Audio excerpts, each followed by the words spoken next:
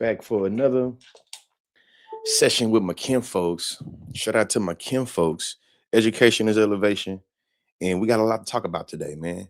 I don't have my glasses on. You can see I'm not in the studio. I'm at the highest. This is my office where I've been working in. A lot of the magic y'all see me doing, it comes from this room right here, man. But jumping right into it, notice you ain't see no drag queens in the Epstein files, or trans folks, the illegal immigrants, the social justice warriors, the critical race theory bandits. We're seeing a bunch of rich white men in a incident where only person that's went to jail has been a woman. Funny to me that that woman, Ghislaine Maxwell, just Lane Maxwell, whatever the hell you want to call her, she being moved to a low security facility in Bryan, College Station, Texas. Bryan, Texas, to be specifically. Shout out to everybody in Corrupt City, East Side. That's where she at right now. So to me, this has become such a complex web mind fuck. For the past 5, 6 years, a lot of people have been coming at me for my advocacy around trans visibility and around the way that we accept and the way that we view the humanity of people within the LGBT community with large. And a lot of the pushback usually came around the general welfare of children, letting kids be kids.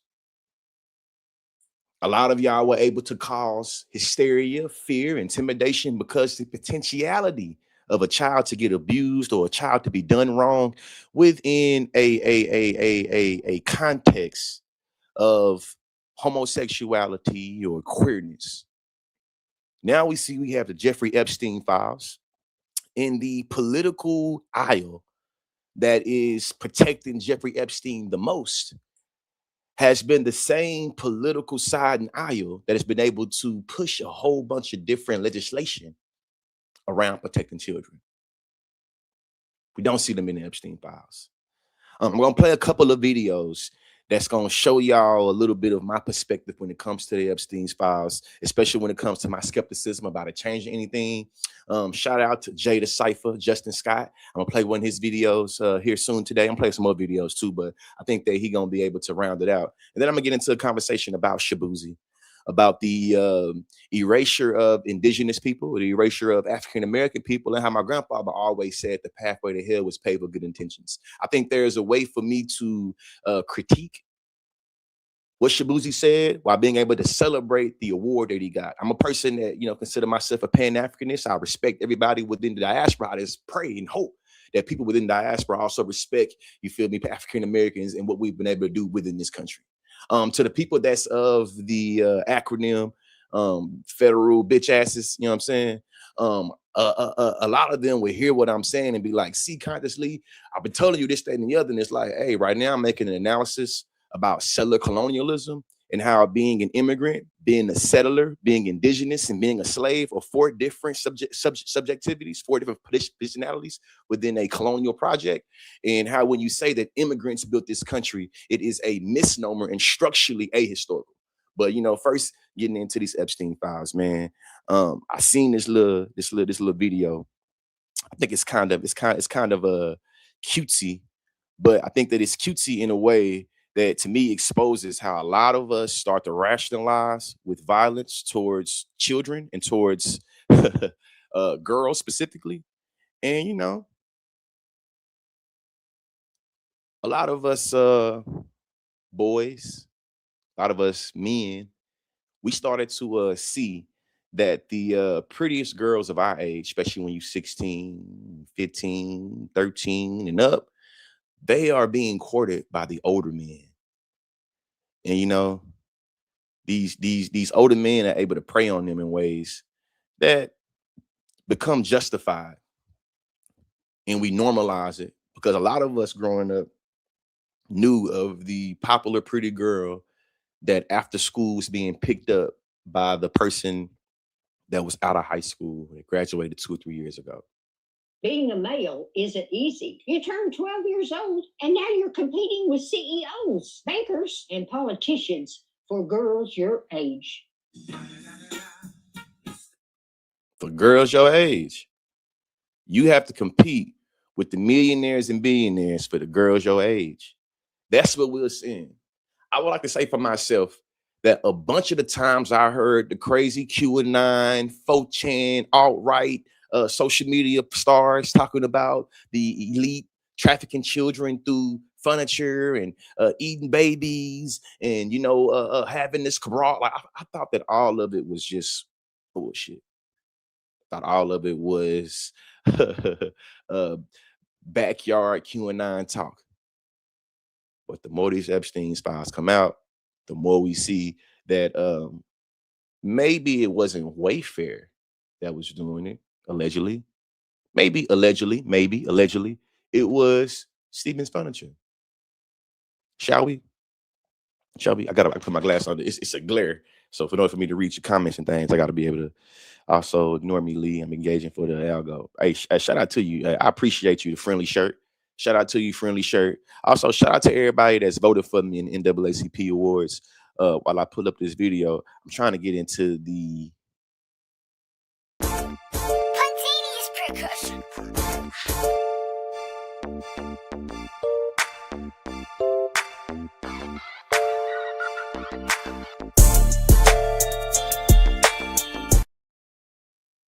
yeah. Education is elevation again. I'm gonna start this video. We're going down a rabbit hole a little bit. I'm gonna let the video kind of long, but I feel like I want all y'all to see the context just for us to be able to uh comb through a little bit these I think it was over 1 million pages that was released. I found this interesting. I think y'all might find it interesting as well. I'm gonna play the clip. I'm gonna try to get into the comment sections as well so y'all can see. But I was gonna make a deep dive video about something else, but much more. This is Nerdy Pink Panda One. I was going to make a deep dive video about something else, but much more pressing issues have come up. To those of you who have been following me since Karen Reed, trust me on this, you're going to want to hear this. So this TikToker pointed me in a direction and I fell very hard down a rabbit hole. Go support their video because I'm going to go off topic from what they were talking about. What they did was highlight that there was a lot of talk about furniture, like an obscene amount of discussions about furniture, as in over 8,000 results, kind of obscene numbers. And sure, maybe they are talking about furniture and maybe they are talking about legitimately redecorating things. But I am fully convinced that furniture is a code word for the people they were trafficking in. Because and listen, I know this sounds like crazy talk. I'm not negating that this sounds so obscure that it's like, who in the hell would believe this? But as somebody that loves to talk about research over me search and facts over feelings, what I know, like we always heard in the hood, sometimes truth is stranger than fiction. And these receipts in this video, when I press play, you're gonna see why I'm showing it to y'all, because I know that the Epstein files is trying to get buried. They're trying to bury the Epstein files. I know they put boots on the ground in Nigeria. I know that they're talking about nationalizing the election. I know all these things. It's to just bury us for them to continue to manufacture consent for fascism and get us to turn the blind eye to how they having different federal agents go in and do every goddamn thing they said the colonists they want to happen to them, from being unreasonable search and seizures to having harsh and unusual punishment to not being able to document what's going on. You feel me? All these things are happening because they're trying to streamline it to flush us in the news media. So sometimes it's real good for us to just stop, take a deep breath, and then really reflect on and think about what's going on around us. this right here is an email from Richard Kahn, who is the one that manages all of Epstein's finances, is for some reason getting involved in this. Where's the furniture going? Who's got pictures of the current furniture? Like that's not even, why would he be doing that? Well, I just happened to stumble onto what seems to be Jeffrey Epstein's bank accounts. There's Jeffrey at the top with 2 million in the bank, and many of these have been a long time linked to Jeffrey Epstein, but my blood ran cold when I got to the bottom. Ashley Furniture. This is nearly $500 million in Ashley Furniture. Oh yeah, are you getting the tickle in your brain that I got when you saw that? Because who else remembers this shit about Ashley Furniture? Who remembers in 2020 when Wayfair, the furniture company, was accused of a conspiracy of trafficking children through the furniture? As we all know, Jeffrey Epstein now met with the 4chan creator the day before the conspiracy Reddit started, which is where QAnon started. And one of the conspiracies that they were going on about was that children were being shipped in these containers and all of them. Hey, and for the black folks watching this, man, especially the black folks that's very similar to me. You wasn't in them 4chan spaces. You wasn't in none of these, especially people that's like me. You wasn't in none of these spaces they talking about 4chan and all these alt-right, fringe internet spaces. You wasn't in there. But we've all been impacted by it. From the Gorgers and what happened to Charlie Kirk to Pizzagate to Marjorie Green Taylor to Milo Yiannopoulos to really the rise of MAGA. You're going to see from this video right here, a lot of it was manufactured by Jeffrey Epstein himself. And they even got that there was a active 4chan profile that was active for over like 10 years and became inactive when Ghislaine Maxwell went to jail. A lot of the alt-right spaces, far left spaces, and far right spaces from the early 2000s and mid 2000s come from the Jeffrey Epsteins. So when you hear all this shit about 4chan and about, you feel me, what was it? Video game gate and all this shit, this is how they were able to figure out how to use the interweb to gain popularity, push propaganda, and do a bunch of nefarious things, man. Were named after little girls. And it was a deep state secret plot against Donald Trump and his supporters. And the reason people were thinking this is because they were being charged an astronomical amount of money for like a dresser, like $10,000. Now, when I was in college around like 2008, 2009, I distinctly remember something similar being talked about, only it was Ashley's Furniture that was the one being accused of trafficking in the exact same way they're talking about with Wayfair. Now, I've been able to find zero evidence to those articles from when I was in college, which means they were clearly scrubbed. And we have the evidence right here that this was Jeffrey Epstein's doing. And yes, this is the actual company for Ashley's Furniture, because in 2013, they brought a... Just, y'all comprehending, right? Are y'all comprehending what she is saying? And I understand this sounds very obscure, but you see that she has the actual Epstein files behind her.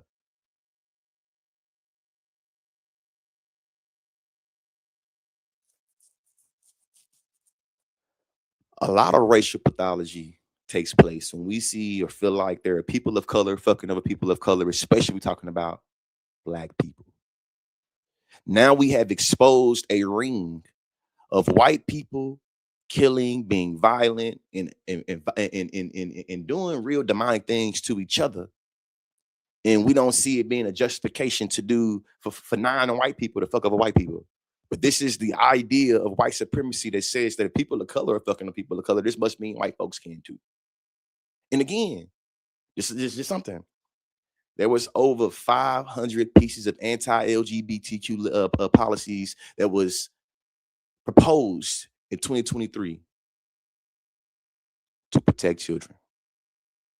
Lawsuit to the Supreme Court, where from what I understand, they wanted to get repealed some anti-dumping act. I've tried really hard to understand what it meant, but maybe somebody can tell me. I mean, right here, the proof is in the pudding, y'all. They were trafficking people through Ashley Furniture. Of course, this is all alleged and my own opinions, but is it really? Oh, and here's another terrifying fucking email I found where the title is "Snipe Hunt is Over, Moon Crickets in Field Bag." And here we have another January 1st random year that just says, guess what?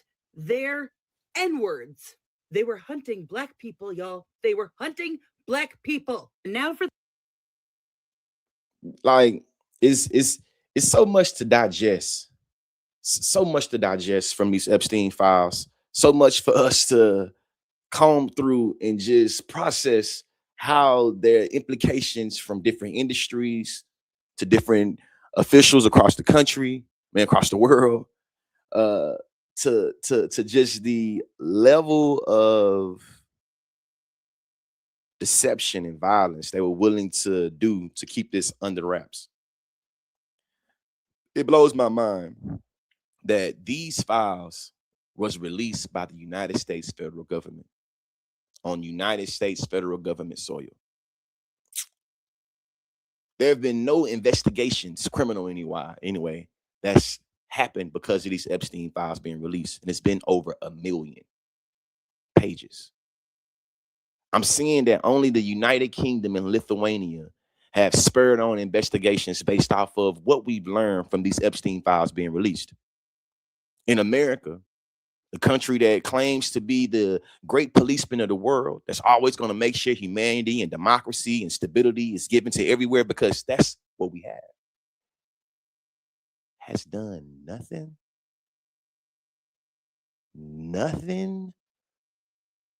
to the people implicated in these files. I know niggas that's been convicted and charged and did more time for having a dime sack, having a little eighth, than these folks that's been abusing children. And the reason why I pause this right here is because they didn't allow for niggas to be on the Epstein Island, which thank God, you feel me? The one time anti-blackness has saved us from, you feel me, violence. But did it really? They was hunting niggas. They was hunting niggas. All of the laws that govern our world, that justify whether we get freedom or justify whether we get captivity, and even sometimes they try to use that same very law to justify our death, is the law they figured out how to discursively move around, be elusive with, and be in cahoots with other people around the world to do ungodly things to children. Just like, have y'all went through the details? I'm streaming this on Facebook and on YouTube, so I can't really say exactly all the things that's in there, but think about that. It's some shit that's so graphic and things that's so graphic in the Epstein files, I can't even really discuss it because I know the timeline, I know the community guidelines of YouTube and Facebook ain't going for it. But all those drag queens and all those trans women in sports. Those of you that started following me during Karen Reed, I was right. Y'all remember when I got so much shit for that Alan Jackson video I made where I was like, I think Jackson might be involved in the Epstein ring. Y'all remember that? Turns out that somebody since 2020 has been trying to get the FBI involved in investigating the Massachusetts State Troopers as well as Michael Morrissey because she believed that they were involved in child and drug trafficking with someone named Bill O'Connell. And I'm sure you locals know exactly who I'm talking about because he was on trial for raping a 14-year-old girl who just so happened to die the week before she was set to testify. But this Hold on. So am I the only person that feel like I am in a full-blown Netflix movie series that has a whole bunch of twists and turns? Like, matter of fact, this will be a drama thriller. No. A psychological thriller drama that depicts a web of powerful people being caught up in a ring of secrets that exposes and blows the top off of the global order or the folks that were supposed to be maintaining global order. Now, allegedly, there was a conspiracy that said that Princess Diana had found out about said sex trafficking ring and had threatened, allegedly, that she was going to come out and expose all this. And then something happened to her. Just like where I'm pausing it right here. There was a individual that was supposed to, testify and or speak truth to power about what's really going on. And then something happened to him. While we have ICE terrorizing our streets, terrorizing our neighbors, terrorizing our kinfolks, we also have the people that's funding ICE trying to escape accountability and responsibility. Just, I'm ready for the season to end. Woman basically figured out that they were exchanging money through eBay accounts. I'm not going to go deep with this part of this. Please just go on over there and type this into the search results and read it all for yourself. But I have found so many financial footprints in Canton, like Jeffrey Epstein shipping something for over $400 to Lenny's Textiles. Now, I don't know why somebody would be shipping $400 worth of stuff to a business. There were several other transactions similar to this, but this one started in 2001. Considering Lenny's is a textile store, apparently, why are they sending cream samples to someone in West Palm Beach? I don't know. Like, is many of us lawyers? Nah. Is many of us prosecutors? Nah. Is many of us investigators? Nah. But do a lot of us got common sense? Hell yeah. Should it be more of us that had common sense? Yes. What I'm saying is that when we see the elephant in the room, when we see the writing on the wall, Don't insult your own intelligence. Don't insult your own intelligence. This Oh, somebody might want to ask Carrie Hopkins, whose name is on those packages. Oh, you want more? I'll give you more because here in 2006, Epstein bought $700. No, did I fuck it up?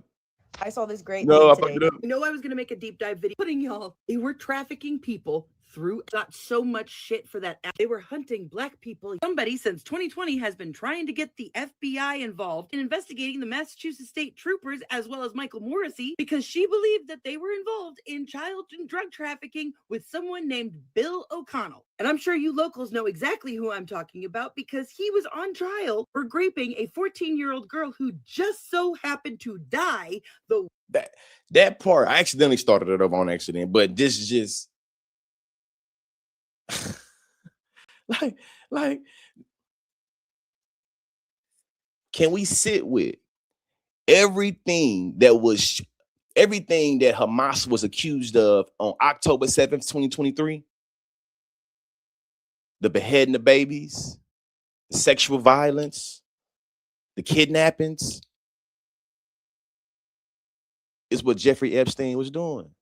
And allegedly, he has ties to the Israeli version of the CIA called Mossad.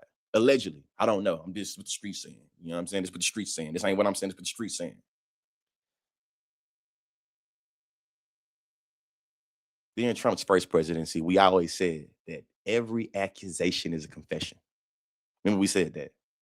Week before she was set to testify. But this woman basically figured out that they were exchanging money through eBay accounts. I'm not going to go deep with this part of this. Please just go on over there and type this into the search results and read it all for yourself. But I have found so many financial footprints in Canton, like Jeffrey Epstein shipping something for over $400 to Lenny's Textiles. Now, I don't know why somebody would be shipping $400 worth of stuff to a business. There were several other transactions similar to this, but this one started in 2001.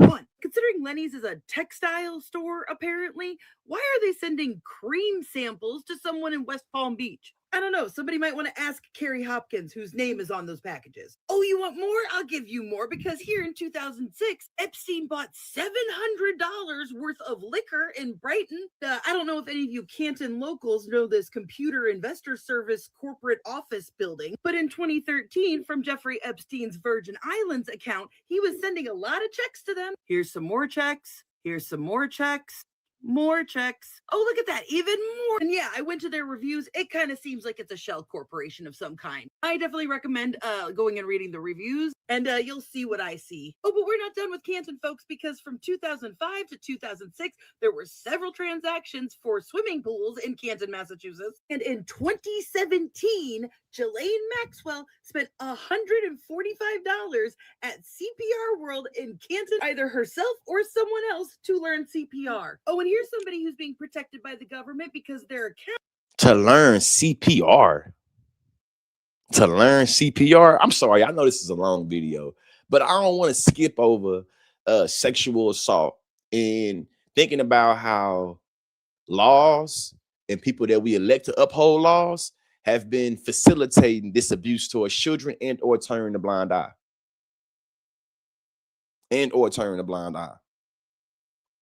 So for us in the hood, that's always thought it was crazy that drug dealers get much more time than pedophiles. We understand that the people that write these laws already had some different vibes and support for pedophiles. They can sympathize with them.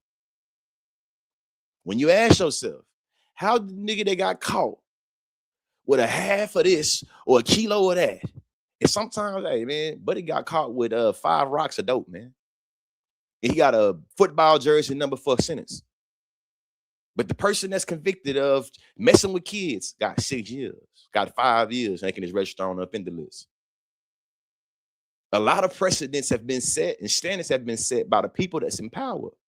We see that sometimes it's like, okay, that makes sense. Y'all did this, got to sympathize this. And other times it's like, okay, we see that powerful make laws to control powerless people. And that when it comes to how they justify death for conforming to the law, it's always folks that's inherently under the law by people that's always already above it. And I think with the Epstein files is illustrating how is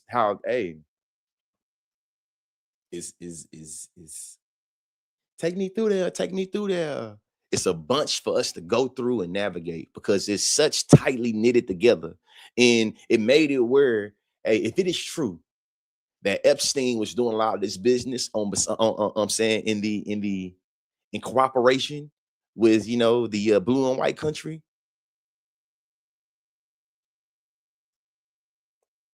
in order to have leverage and to allegedly blackmail different people to do things that they wanted them to, that was in favor of industry building or that was in favor of exploitation. I made a video on my Facebook and on my Instagram yesterday. I made a video. I already post everywhere, but I made a video yesterday about Muammar Gaddafi being inside of these Epstein files and how he wasn't in the Epstein files because he was messing with kids. He was in the Epstein files because Jeffrey Epstein was talking about the opportunity he had because they eliminated Muammar Gaddafi. And I'll get more into that later, but is blocked, so we don't know who made these purchases, but somebody was buying stuff around Stoughton in 2008, 2009. I'm just curious because a lot of these are from IKEA and they're for less than $10. So what can you buy at IKEA that's less than $10? I don't go just so you're listening, IKEA, Stevens Furniture. to IKEA. I'm just curious. Here's some from Chatham and Bedford. This is exactly why the McAlberts have never sued anybody for defamation. They are a part of this ring. This whole thing is a part of this ring. The state troopers cover up is a part of the ring. Michael Morrissey never charging Sandra Birchmore's murderer with anything all relates back to this. To be clear, I'm still certain that Karen is innocent, but has anybody else ever thought that the story of how Alan Jackson came on the team was a little weird and a little suspicious? She just Googles awesome lawyers and sends an email and he reads it and he's like, oh, I'm drawn to this case. I think Jackson was sent to this case for damage control. This was once again about controlling the narrative so that the real underlying causes did not come out. See, how do you think this Epstein file scandal will play out for the midterms? Do you think he will try to cancel the midterms like he already teases? I think that I think Donald Trump is already in the process of sending a double binded method that say either A, I'll be able to make sure we don't have any midterms at all, or B, I'll be able to justify different narratives to say that we have to have the federal government to nationalize the midterm election, or we must have the federal government go and protect the legitimacy of the election. And we're gonna have ICE agents sitting in different blue cities and different blue states to intimidate individuals. You know what I mean? That's what I think. I think that the Epstein files won't be used for that at all. I think the Epstein files is gonna be something that they're trying to position on the wall and move as far away from that wall as possible. That's what I think. You know what I mean? I'm gonna play a video from Jay Cypher. You know what I'm saying? It all makes sense. The mob connections, Marty Weinberg. Let's not forget the people that Jackson has represented. 2 Saudi princes accused of rape. Kevin Spacey, Harvey Weinstein, whose other lawyers hired Mossad intelligence to try and discredit his accusers. His law firm represents dozens of Epstein victims. He was sent to this case to keep it contained. Are y'all fed up? I know I'm fed up. Canton, I know you are definitely fed up because I am ready for the torches and pitchforks part of this. Government is not going to help us. Do you guys really think we're going to legislate our way out of this? Are you willing to risk on the lives of your children that the system will work out in the long run? That slow and steady wins the race. And just as a reminder, I hate doing this, but I have to. If anybody wants to support, go to the link in my bio. Sorry, man. Yeah, go to the link in her bio. Shout out to Nerdy Pink Panda. I think that there's a lot for us to be able to get into and learn from that, man. But I'm gonna go to the comment section. You know, random, what's your name? Random test user. I agree. I thought that was a very nice analysis that laid out a bunch of evidence and a bunch of receipts for us to make our own inferences. Now, of course, she gave her, thoughts and 2 cents. But I think a lot of times when we see these, when we used to see and hear about Epstein, it was a bunch of speculation. Now, these days, we have evidence. We got evidence. And this evidence is like, I don't know what it really mean. You know what I mean? I don't know what it really mean. See, he's the worst criminal ever. Say Eartha Avi from Facebook says that he is the worst criminal ever, but want others to be trustworthy, just like the devil. Random test user on Facebook, on YouTube. Shout out to you. Artero on Facebook, shout out to you, man. At this point, it's laughing in our faces. I agree. Nadia on YouTube says it's dark for sure. I think that dark is like, I think we passed it. Like, now we are witnessing a new era of the world. And the way that capitalism used to operate is now transcending. And I think that now we're getting into like a techno-feudal mixed in with capitalist type of political economic system that is going to continue to be radically different than what we used to, especially considering what we thought the world was like 6 years ago, 7, 8 years ago. When I say we, I'm talking about a lot of y'all. Because what I'm seeing too is that a lot of leftists, a lot of us lefties, we've been right by a lot of shit. And the ugly reality is a lot of the issues y'all have with leftists is that we came out too early and said it. We came out too early and removed the smoke screen from your eyes. And that y'all wanted to celebrate the fantasy and romanticization of the reality that y'all thought y'all was giving. For y'all, shout out to people that's been watching the live streams I do on Thursdays. Last Thursday, I had a debate. You know what I'm saying? I was going back and forth with both of my co-hosts of the Shop Up Show talking about democracy. And what I realized is that a lot of people have a dualistic understanding of the reality we live in. It is either through idealism or it is through realism. And I think that a lot of y'all be lost in the sauce of idealism. Idealism is something that perspective of how the world could ideally work and how it should ideally work is usually one that only suits the bourgeoisie, the ruling class, the imperializers, the colonizers. They never want us to engage in material realism, material reality, what Marx would call the dialectical materialism. You know what I'm saying? And it's that as long as we can engage in the world through this idealistic perspective, it will always necessitate us to ignore the material reality that we live in. Jeffrey Epstein files is blowing the top off of everything we were taught about democracy. Now, as a leftist, I always knew democracy was a tool of imperialism. I always knew the idea of democracy is what a lot of people liked, but the material reality of democracy is what people always knew was down for everybody. So when it comes to Jeffrey Epstein having a direct tie to Israeli, and him having a direct tie to people in power throughout the country, throughout the world, it's something we got to sit with. And I still got mixed feelings on this shit too. Mixed feelings in terms of what is this really gonna do? Like, what is this really gonna do? What has changed about the structure of America, or what has changed about the business as usual of America since the Epstein files has come out? You got content curators like myself and like the woman I just showed y'all that's doing little deep dives on it, get a couple of clicks, couple of views, maybe a couple of follows or subs off of it. But in terms of the material reality, in terms of the law,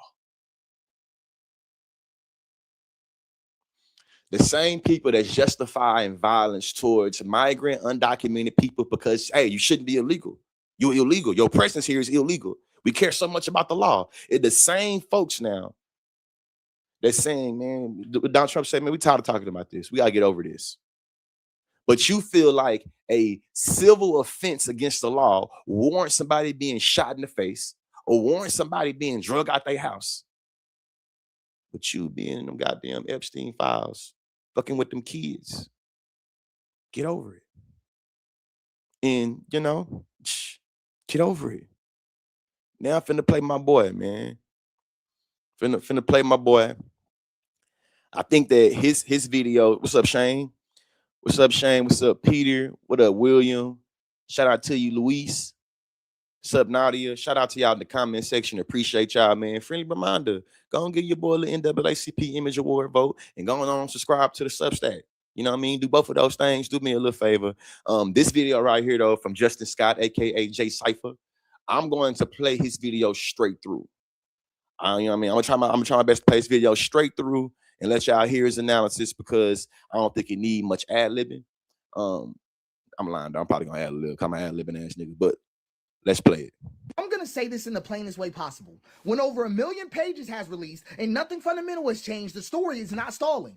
It's not. It's completed because systems don't respond to volume. They respond to threat. And what this proved unmistakably is that disclosure itself is not a threat. So I'm going to show you what's actually happening when files like this drop. The system is not asking, is this true? It's asking, does this interrupt continuity? And when the answer is no, the response is automatic. Slow it down, spread it out, turn it into a process, let attention fragment, let them cook. Time finish the job because time is the best solvent there is. And that's not a choice. It's how large systems preserve themselves. So every new batch is not reopening a story. Not at all. It's reaffirming the outcome. Every release answers the same question again and again recursively. How much can be revealed without forcing any redesign? And the answer keeps coming back the exact same. Every single batch. And that's the uncomfortable part that people don't want to get to on the news because what we're watching is not a reckoning, it's instruction. Right? It's instruction, not instruction in committing harm, but instruction in how to remain survivable inside the system. It says you don't need secrecy, you need dispersion. That's what the files say. It says you don't need silence, you need time. That's all they say. It says you don't need innocence, you need to avoid becoming a load-bearing point. And most of all, it says as long as continuity holds, everything else is negotiable. I just read to you everything that the file said right there. And that's why absence matters more than the pages. Over 1 million pages. I want you to really sit with that. No structural response. Nothing. Over 1 million pages and no structural response. But we have a structural response that's holding up the law and saying the jurisdiction of abiding by the law is the end all be all. But we've had no structural responses for a much larger scale of violence that's had a bigger magnitude impact that has happened much more frequently. They playing with us. They playing with us. And Justin Scott is laying it out so magnificently about what the implications is of this and how we should think about it in terms of relationship to the system and how to think about accountability and if this shit really gonna matter at the end of the day.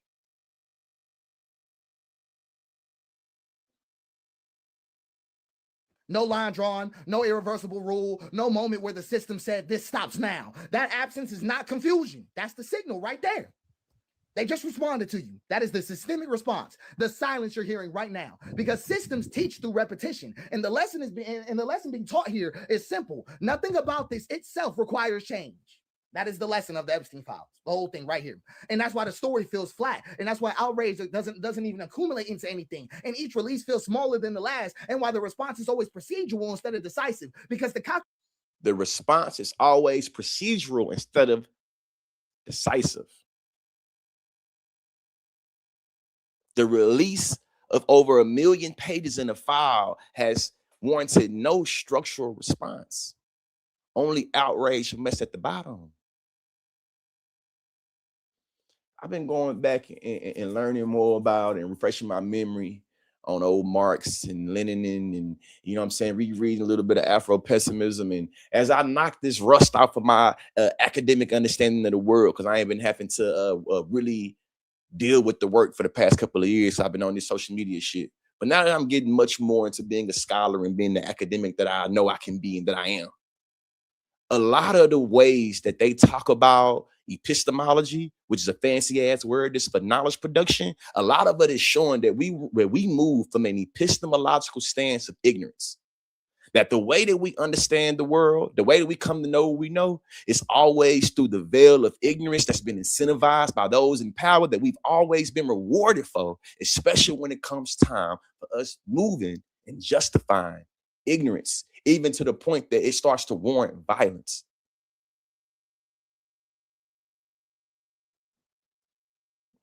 Man. Regulation already ran. It's already done. The result was already acceptable. So when people ask, why release anything if nothing follows? The answer is because releasing without design stabilizes the system. I'm going to tell you why they did it again. Releasing without... Oh my God. Oh my God. I'm going to tell you why they did it again. When somebody asks you, why release anything if nothing follows? The answer is because releasing without redesign stabilizes the system. It vents the pressure.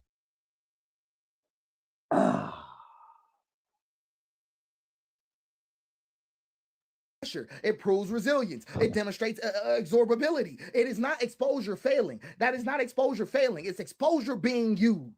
And you got to know when exposure is being used. And once that's demonstrated, the story is literally over. Not morally. I'm talking about structurally, it is over. Because from that point on, nobody is guessing. They're just watching precedent. That's all it is. They're learning what triggers charge, what triggers change, and which ones doesn't. And this one didn't do anything. Nothing. So I don't want any more files. I don't want another batch at all. I don't want to even see another release that teaches the same lesson again to the perpetrators and the victims. We just need the Epstein Act. We need it. We need it today. I'm just being honest with you, because until something forces a redesign, every page you drop is not justice to anyone. It's instruction on how to survive here. That is exactly what the Epstein files are showing people, are showing the rich right now. Instructions on how to survive here. And the moment that nothing happened, everything important already did. I'm going to say this in the... That's a bad man right there. That is a bad man. And I know many people got criticisms for bro talking about Chat GPT and all this other shit. Listen, I think that there's some valid criticisms for Chat GPT, but I also know, man, when it comes to being an orator and when it comes to being a communicator and when it comes to being able to string some thoughts together, I feel like he is one of the better ones on these internet streets, man. But when it comes to Jeffrey Epstein, when it comes to boys being boys, when it comes to black men being painted as brutes that cannot control our sexuality because the call was coming from inside the house.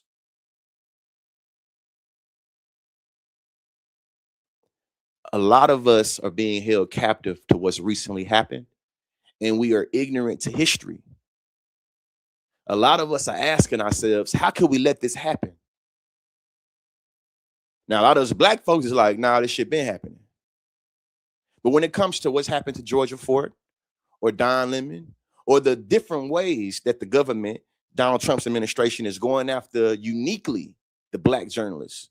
During Black History Month, I remind you and encourage you to go learn about the history of Ida B. Wells. If you know about the history of Ida B. Wells, I encourage you to go back to the archive to learn a little bit more in detail about Ida B. Wells. You know, black woman, born 1862, 3 years before the civil rights, before the Civil War jump off. 30 years in her life, 1892, she sees that her three friends get lynched. Her seeing her three friends get lynched in Memphis, Tennessee, spurs her into this, I'm gonna call crusades for being an anti-lyncher. You feel me? To being a investigative journalist using data, speaking truth to power, that's also using qualitative research to expose the way that the government was saying that lynching was always a response to niggas breaking the law. Well, Ida B. Wells' work showed us that nah. You lynching these niggas to try to reinforce racial terror to justify the hierarchy when it comes to white over black and light over dark. So when you think about the different ways that a black person having a pamphlet or having a phone or having a newspaper or having a statement to be said, how if you're trying to expose the way in which how the system is bringing oppression, discrimination, and violence and domination on motherfuckers, and you're doing it in a way that is not reifying it, yeah, you are a threat.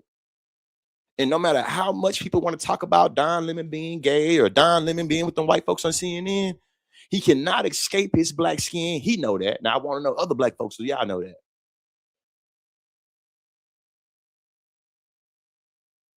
Right now, we're seeing ICE go through the streets and really pull over people for trying to document what they're doing. Within the Epstein files being dropped, we see a whole bunch of people that was fighting tooth and nail and doing whatever they got to do, steal, kill, eat babies, to make sure the documentation of what they was doing did not reach out to everybody else. White supremacy tell us in the hood, the reason why y'all have such a high level of homicide is because y'all don't have a culture of accountability. Y'all don't want to do any snitching. Y'all don't want to have a community where we are able to hold accountable abusers. They look past that a lot of our community got people with blood, sweat, and tears that go and do different community organizing, go to different type of organizations to make sure that violence that happens in the black community is stopped and cared for and about people in the black community. They missed that. But now you had the same folks in the same community that's looking past pedophiles, abusers, Like, what we talking about? Ain't nobody questioning the white women that raised these men. So if some GDs, some BDs, some Bloods, some Crips is tied into some violence, we start asking the question, who raised these little niggas, man? What was the culture that birthed them, that made them believe this is what we mean, this is what we should do when it comes to expressing yourself in violence? We're going to indict the black women. We're going to indict the culture of the community. Is it the rap music that taught these niggas how to spin the block? Or is it they dysfunctional ass mothers? No matter how much classism has seeped in and tried to get us to chastise black folks to eat sleep for dinner, we see them rich white folks that was eating caviar at the top. The car was always coming from inside the house. The car was always coming from inside the house. There was a lot of outrage about children, in particular children, when it came to Disney or Nickelodeon or you name whatever child's programming had some shit for kids. And you felt like kids being exposed to same gender loving shit was a threat to those kids. Where is the outrage when it comes to kids being abused?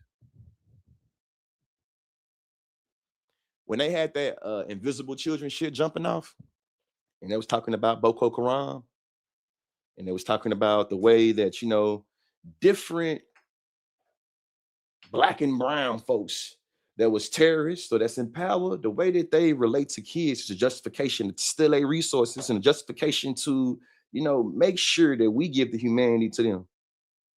But when it comes to the community or the culture or the household that birthed Jeffrey Epstein or that birthed Donald Trump, or that cultivated all these various white men that hold positions of power, from selling furniture to owning NFL teams, NBA, we see that energy ain't there.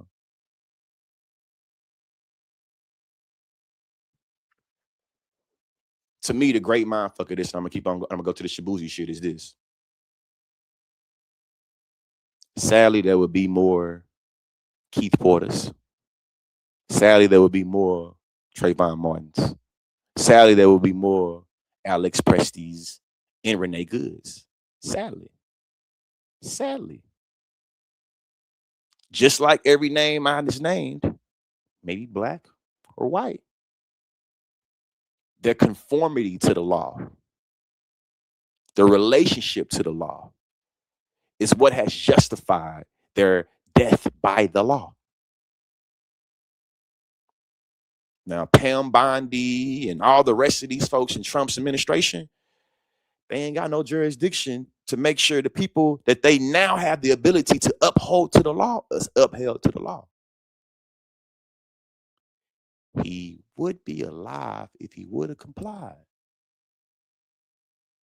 Y'all don't respect authority. That's what they tell us.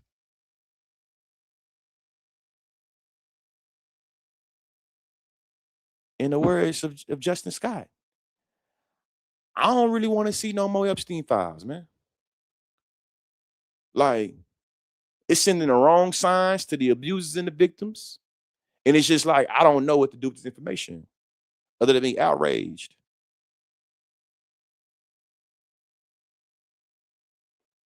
Last thing I'll say on this.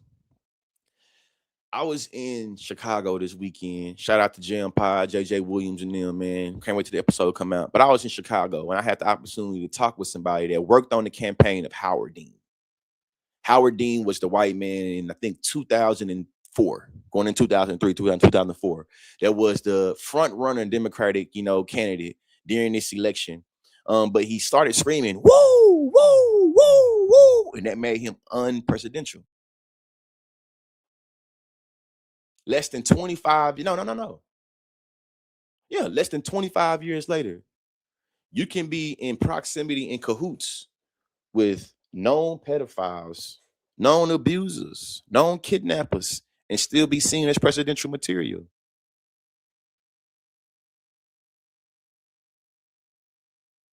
We hold content curators and public figures to higher standards than we do the president of the United States and the folks that's taking oath to uphold that, man.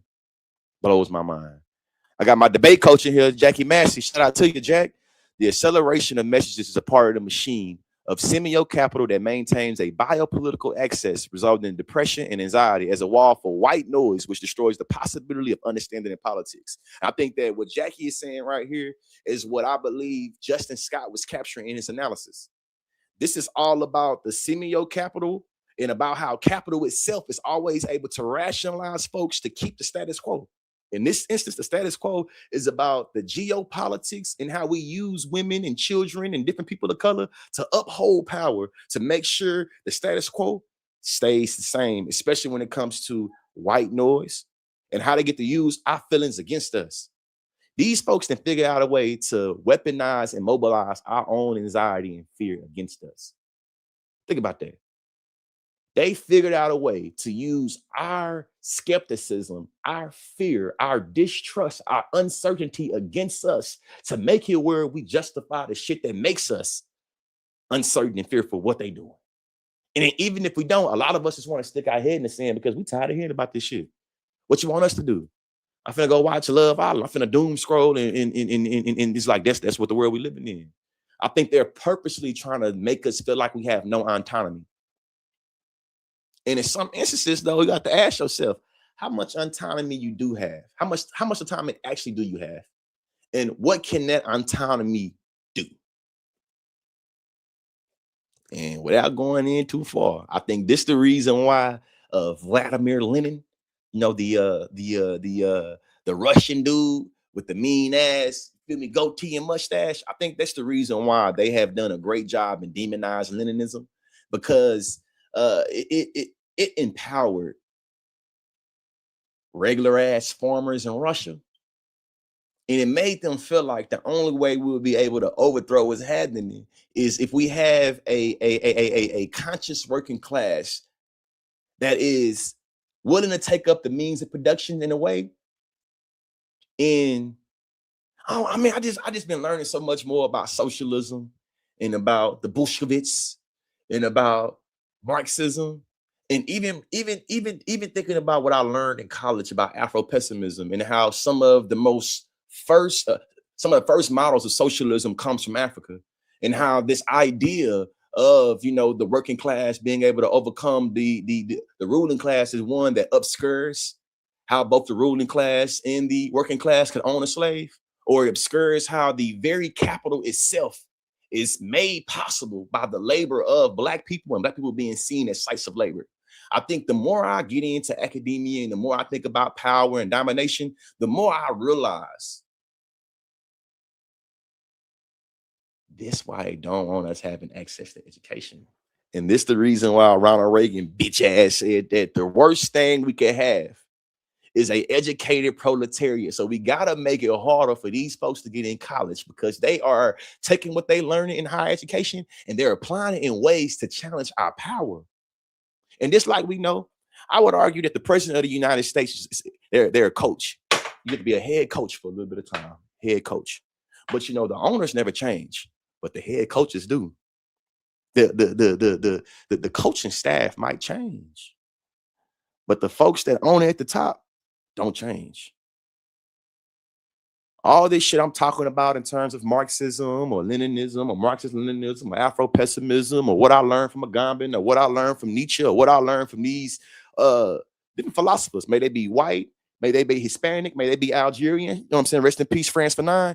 This is, I believe, the reason why they don't want niggas in college, man.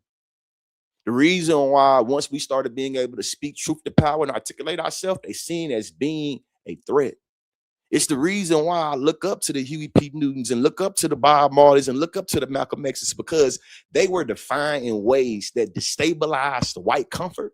And I think, what I would argue anyway, is that the entire world, especially when it comes to international relations, is structured to always maintain white comfort.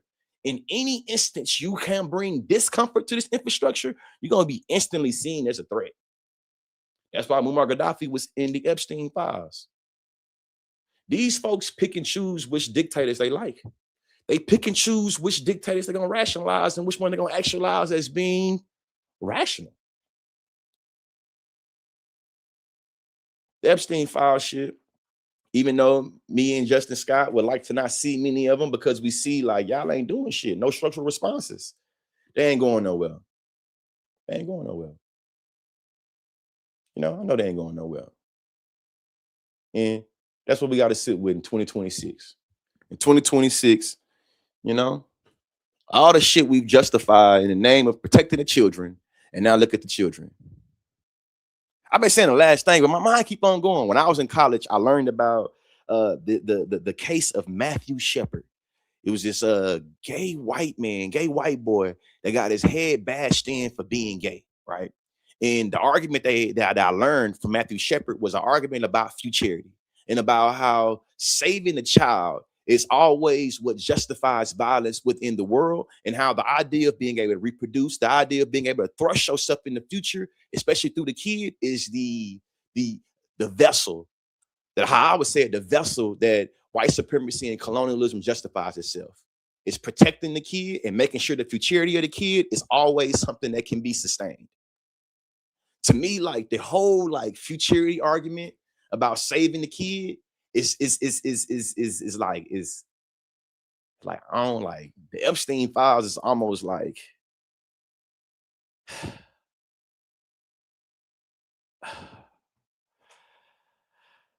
the Epstein files, man.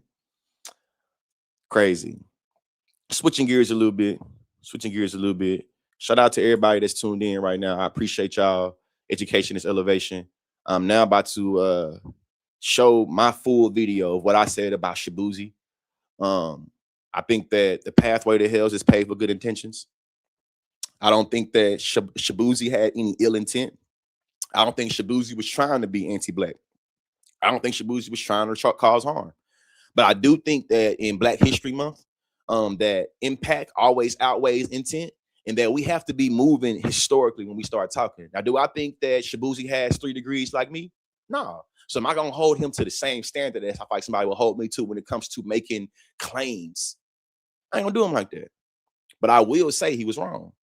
And not only was he wrong, I think it's a great learning, a great teachable moment for us to sit with the subjectivity of what it means to be descendants of settlers, immigrants, enslaved folks, and indigenous people. I'm gonna play my analysis first, you know what I'm saying? And then we're gonna have a conversation. I hope that's cool with y'all. And shout out to y'all in the comment section, man, going off. What's up, Donovan? Hey, shout out to you, Alonzo. Man, read Alonzo comment real fast. Alonzo on Facebook says colonialism hasn't saved the children since it started the same people to eat children, eat each other, and rape has been making rules so long that we've been having discussions dumbed down. And this way, the true intellectuals speak truth based on facts that go back as far as you can find, just to entertain the masses and one time a generation to the other.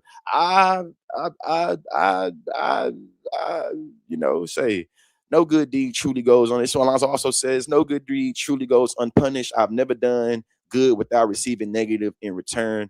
I think that idea is very obscure, especially in a conversation we're talking about white supremacist violence, in a conversation we're talking about the long history, you know what I'm saying, of good deeds going unpunished by white folks. Now, I think that a lot of ideas around karma and as above is below and all of those shit, like there's some merit to it. But when we start talking about the material reality of the world, those idealistic concepts, they start to dwindle. You feel me? I don't know if you came here earlier, but earlier I was talking about how a lot of the world views what happens through a very idealistic lens or through one that's realism. I think that a lot of concepts that you forefronted, it was through the frame of idealism. Like ideally it could work this way. Ideally, this is how it happens. This is what I would assume to go. This is how I want to go. That's not dealing in material reality. That's not dealing with how the very real implications of how our bodies are positioned go far past and don't give a damn about these ideas. And it's just, that's what we're getting into. Even this. Ideally, I understand what Shaboozy was trying to say. He was trying to say that immigrants contribute a lot to the American reality. He was talking about there is a history of how immigrants have contributed to the colonial project of America. Contributed. See what I'm saying? Like that's the material reality of what he was trying to say. And ideally, though, he said that he said the immigrants built America. He was trying to say contribution. Tuck and Yang are two authors that I learned about in college. I see my debate coach up in here. Shout out to my debate coach. Tuck and Yang are two scholars that I learned about in college that talked about settler colonialism. And how I would describe the difference between settler colonialism and colonialism is like, shit, when we talk about what the British did to India, that was like some colonialism. When we talk about what the British did to America, that was colonialism. You see what I'm saying? Like, they ain't really trying to claim it for theirs, but they want to abstract all the wealth from it. The colonists, they were settlers. Settler colonizer is somebody that not only wants to colonize the land, but wants to settle it in a way that they can eventually see themselves as being indigenous to it. Now, a lot of white Americans are descendants of settlers. And what I know is that the descendant of a settler and being a descendant of immigrants, sometimes it can be a Venn diagram. Though I don't want to conflate what it means to immigrate and contribute to a already had infrastructure, while I describe them as being a settler and understand that the settler has already set the colonial project. And that there are different opportunities, different access that that's present within this colonial project that makes people want to immigrate here. Now, the settler and the immigrant, they came here in America voluntarily. The indigenous subjectivity is already here. They're indigenous to this land. The people of enslaved folks, indigenous, I'm saying, the descendants of enslaved people, we were forced here to work the land. Even we want to talk about the Chinese Exclusion Act. You want to talk about the various ways that we had racial quotas for immigration policies. It does not negate that the foundation of America, that the structure of America, the tenets of America is made through suffering of Black people and built up by Black people. And this is where I start to have my, I think, a good distinction between what my beef is to the, I ain't gonna be derogatory, the foundational Black Americans group, right? There is a distinction between the lineage of what it means to be an enslaved person descendant, what it means to be, you feel me, a descendant of an immigrant, what it means to descend of a settler. What I would argue is that the harm or the indictment is that when FBA, foundational Black Americans, start conducting and carrying themselves as settlers. That's my criticism. My criticism is that a lot of times we start talking about the distinction between Black Americans and other folks within diaspora. We start to hold ourselves and carry ourselves like a European settler colonizers that have picked up different ways of saying, if you speak a different language or you come from a different country, I'm better than you, I'm above you. You feel me? You see how I was able to critique Shaboozy and being wrong without calling for his deportation? You see how I was able to even be proud of being a proud descendant of African slaves here in America, while also being able to say, hey, linguistically, what you said was not only ahistorical, that it could cause harm. You see what I'm saying? I can make a legalistic analysis and talk about how the Civil Rights Act was passed by, it was followed by Immigration Act, and how a lot of y'all have been able to spur yourself into mobility by using anti-Blackness. I can do that without perpetuating anti-Blackness. I would argue that a lot of the foundational Black American arguments and critiques, it usually is trying to indict anti-Blackness by perpetuating anti-Blackness, and that'd be my argument. You feel me? So when it comes to thinking about Shaboozy, thinking about what I believe we can learn from this, is that power is not neutral or objective. And we can also understand that there are ways for the enslaved person to try to pick up this colonial mindset to say that I have a entitlement to the colonial project of America and you don't. The blood, sweat, and tears that was forcibly spilled here is something that cannot be reclaimed in a way where you get to say the Patriot flag or the American flag is good. Because just like I'm talking about the tenets of America, the foundation of it is also anti-Black. You feel me? It's anti-Black. the very core of America, the foundation of America, what makes America present is anti-blackness. Meaning there is no presence of America without the opposition to black folks. Meaning that what makes America present is not only the genocide of Native Americans, but also the captivity of black death, the captivity of black labor. And it's just a different way for you to have the ability to say what you mean and mean what you say, to make it where you don't discursively start to perpetuate shit that's anti-you while trying to say you pro-you. I know that celebrating mass deportation would not get niggas reparations. I know the very people that's curating policy around mass deportation would fight tooth and nail to make sure we get reparations. Therefore, I would never feel like an enemy of my enemy. I ain't, you know what I mean? Multiple things can be true. And what I know is that Shaboozy, I know you've made a statement. Matter of fact, let's pull up Shaboozy's statement. I read that I seen that he made a statement. Hey, you know what, Eve? I appreciate you, Eve, so much. Eve from YouTube said, I liked you, then didn't, but now I like you again. And you know what? Inevitably, you probably would not like me again. What I'm hoping that with this space and with my platform, with my community, is that we can be in community in a way that understands that there's going to be contentious moments that we can't stand each other, contingent moments that we get along, contingent moments that we like each other and we don't like each other. You feel me? I know that I have a bunch of unpopular perspectives and a bunch of unpopular opinions and a bunch of unpopular way of even presenting facts. I know that I'm an acquired taste and that there are certain times that my shit that I'm putting out gonna be so nasty to y'all gonna spit it out as soon as you smell it. I'm completely fine with that. All this that I hope is that through our communication, through this online community that we building, that you are never able to throw the baby out with the bathwater. Meaning that if I make an analysis or I say something you disagree with, that you can sit here and that we can engage and think about these differences. Every time I've tried to have a conversation with, you know what I'm saying, these foundationals, I've only had one, I think one time that was in good faith. Shout out to the homie. Now we follow each other on Twitter. You know what I'm saying? We had a conversation about policy, but all the rest of them is like, I don't think y'all really want to have real conversations. I think this is a childish pitching match for y'all to make different character indictments and make different metaphors about tether babies and tethering. I think it's just, you know what I'm saying? It's just like, I think there is different ways for the multiplicity within the Black community.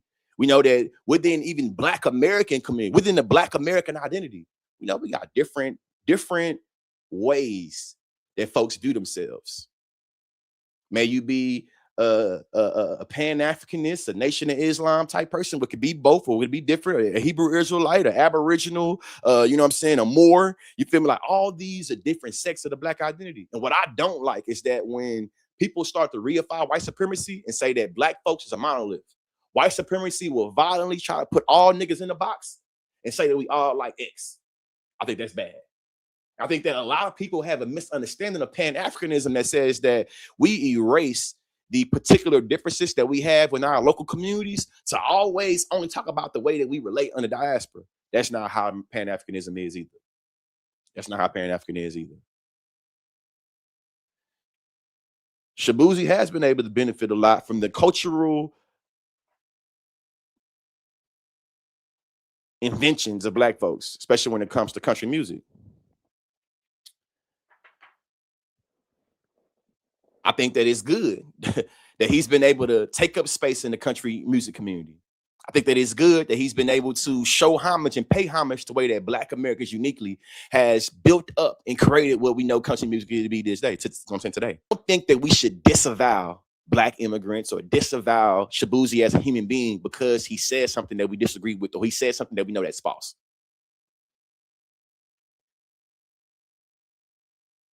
We will misspeak. We will mince our words. I just hope that whenever you wrong or whenever you miss your words, you had the ability to be like, all right, I didn't mean it that way. All right, I was wrong. Feel me? Let's pull up this Shaboozy thing though. I gotta pull up what Shaboozy said because I've been dragging him. You feel me about what he said at the Grammy Awards. I seen before I hopped on this live stream that he made a statement addressing this. I'm trying to find. Let me see. Let's see. Yeah, he made one. This on his Instagram because I don't want to pull up the shade room and shit. I guess I will though.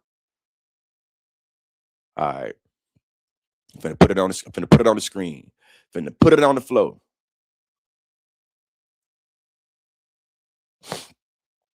Say, bros, a virtual signaling also. See, I don't think that. I don't think that Shaboozy was trying to be nefarious. I don't think that he was trying to be ugly. I don't think he was trying to say anything, you know what I'm saying, to virtue signal or dog whistle. I think that he was genuinely thinking about what his community is going through, i.e., Black immigrant community. Shout out to Nigeria, you feel me? And thinking about what that meant for him and how him being in that position allowed for him to speak to his community. I like what he said way more than I like what Jelly Roll said. J. Roll got his ass up there and was a neoliberal, individualistic, redneck Christian that don't have the balls to drop the motherfuckers when it comes to, bro, you kick with Trumpsters all the time. You cash Trump checks. Here go an old clip of you with some cornrows talking about the political reality of being in the hood. You Post Malone, Kid Rock, I'm gonna use Black culture to get myself where I want to, and so I get that, I'm gonna throw it out. We gotta watch y'all. We gotta watch y'all. But I don't think what Shaboozy did is anything similar to what Jelly Roll did. And I think Jelly Roll was virtue signaling, and that Jelly Roll is a bit of a lost soul, and that Jelly Roll has figured out a way to take his amazing ability to be an orator, his amazing ability of having a gift of gab, and his amazing ability to inspire and empower to be on some bullshit. You know what I'm saying? I know when an individual is purposely deploying stupidity and you being a cunning asshole, and you think that you insulted my intelligence, man. You insulted my intelligence. We're not gonna do it at all. We're not gonna do it at all. But let me share this screen, man. Let me share this screen. Pull up what Shaboozy said. You know, Shaboozy said, make sure y'all can read the comments too. Make sure y'all can. Ooh, y'all can't even see that, really, huh? Y'all can't even see it, can y'all? Let's see. Man, y'all can't even see it. Can I zoom in? See, can I zoom in? I try my best to read it for y'all, man. And I know we on Shade Room. Shout out to everybody to Shade Room. I'll talk about my comments on that in a minute. But listen, he says, first and foremost, I want to express my deep gratitude to everyone who has supported and celebrated my journey as an artist. I also want to acknowledge the conversation surrounding my acceptance speech. To be clear, I know and believe that we, Black people, have also built this. Oh, hold on, what you saying? Hold on. To be clear, I know and believe that we, Black people, have also built this country. My words were never intended to dismiss that truth. I am both a Black man and a son of a Nigerian immigrants. In an overwhelming moment of winning my first Grammy, my focus was on honoring the sacrifices my parents made by coming to this country to give me and my siblings opportunity they never had. At the same time, winning this award on the first day of Black History Month and becoming the first Black man to win Best Country Duo is Black history. It stands on the foundation laid by generations of Black people who fought, sacrificed, succeeded long before me. This moment belongs to all of us. My entire career has been rooted in lifting people, honoring where we come from, and expanding what's possible. I'm proud to be a part of this legacy, and I intend to continue to doing with the rest of the life, continue to doing that work for the rest of my life. Now, for me, that is an apology. Now, could I pick at it a little bit? Yeah. But I think that, though the pathway to hell is paved with good intentions, I think that in this instance, it's intentionality and him going and explaining it. Nah, man, this is what I am. Now, you being a Black man, a Black person, don't mean a Black American, but I think that Black Americans don't corner the market on what it means to be Black. The same way that our captivity and enslavement and violence towards us was justified because the mass thought we was Black, is the same way that colonialism in Africa, in the same way throughout the Caribbean island, that's the Middle Passage, they've been justified of having their captivity or justified having violence in them because they skin color being Black. That's non-negotiable. That's non-debatable. And it's just, sitting with that. So is he Black? Yeah, he Black. Definitely Black. Not negating it at all. Not negating it at all. But the distinctions or the differences between being a Black American and a Black, descendant, we all Black American. We all Black American. Difference between being a Black American and being a descendant of an immigrant or being a descendant of an enslaved person in the Americas, there's a difference. There's a distinction. But to his point, he acknowledged that everything that he is doing is made possible by the Black folks that came before him, that made sacrifices before him. For me, that's cool. That's enough for me. For me, he's saying that I stand on the shoulders of giants. And on the first day of Black History Month, me being the first Black person to win a country music duo is Black history. I'm down with it, Kim folks. I'm down with it, Kim folks. This my neighbor. This my Kim folk. My cousin. Hey, yeah, let me get to these comment sections, man. Then I'm out. Say shit. See, Alonzo. I'm a descendant of mixed over slave and immigrant. My mother's last name Martinez. My dad's last name is Dixon. I think that sitting with the ways that it's not always dry and cut and simplified to men. Why you either Black or you white, or you descendant of a slave or descendant of a slave master, descendant of an immigrant or descendant of, you feel me? Recognizing that there are different people that have mixtures, or that have, the culmination of different identities. I think that does not negate, though, these forced subject positions being very kind of like, rigid. And, shout out to you, Alonzo. Appreciate you definitely. I don't know, I was going with that. But yeah. See this right here. Jelly Bro has embraced the love from white supremacy, just like Kid Rock. For sure. For sure. He has definitely, I feel like, did it in different ways, man. Like, broski. But hey, that's the pipeline, man. We gonna use Black culture to come up. After I come up off Black culture, I'm gonna go suck up to people I really wanted to. And that's just what that is. I'm trying to find my link to share it in the comment section. I need these NAACP image votes, y'all.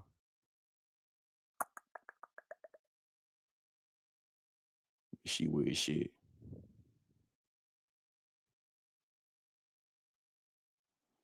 Drop it in, man. And shout out to everybody that's voted for me so far, man. Shout out to everybody that's voted for me so far. I appreciate you. You can vote every day until February 13th. I need every single vote. Put yourself a little reminder, man. A little reminder. This is the link I put in the comment section. Do me a friendly favor, tap that link. Even if I'm about to end the live stream, but after the live stream, tap that link. Education is elevation. Shout out to everybody that's listening to this on Apple Podcasts and Spotify. On Sundays, when I have my videos that's edited coming out, this Sunday I have a video about the trick of time and about how the tool of time has been used by colonists to justify their dominance, and how the trick of time has been used for us to talk about the violence that white folks have experienced. We got to always remember and think about the shit that Black folks experience, and how we always got to forget it, or it's too far in the past, or you've been stuck in the past. Definitely looking forward to hearing what I got to say about my trick of time video. And then on Wednesday 10:30-ish. On Wednesday, I'm trying to be better though, especially I'm be at the house, so I feel like I should be closer to 10:30 than not being to 10:30 a.m. Central. Shout out to everybody that's been in the comment section. Shout out to everybody that's been showing me love. Appreciate my day one followers. My followers has been here since 2019. My followers has been here since 2020. Y'all, I appreciate it so much. Because y'all support, because of the way y'all give me attention and engage me, I've been able to be nominated for my second NAACP Image Award. If I won the award, I would be the first person to win the Digital Content Curator in Politics and Culture Award, because the first year they had this specific topic, man. Check the comment section again. I dropped that link. Education is elevation. Pull up on me, y'all. Pull up on me. Pull up on me. Get this comment off the section, and then play this here, and